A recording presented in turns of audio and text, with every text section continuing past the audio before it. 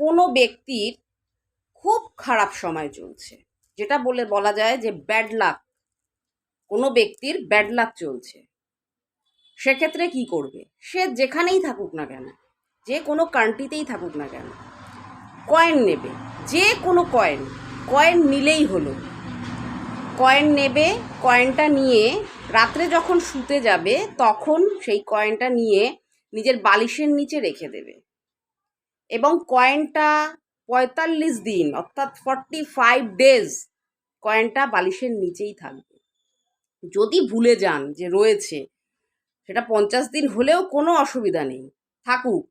তারপরে সেটা বার করে নেবেন, বার করে নিয়ে বাড়ির বাইরে চলে যাবেন। কোনো দরিদ্র কোনো লোকজন, কোনো সুইপার, যেই হোক না কেন, তাকে ওই কয়েনটা দান করে দিন।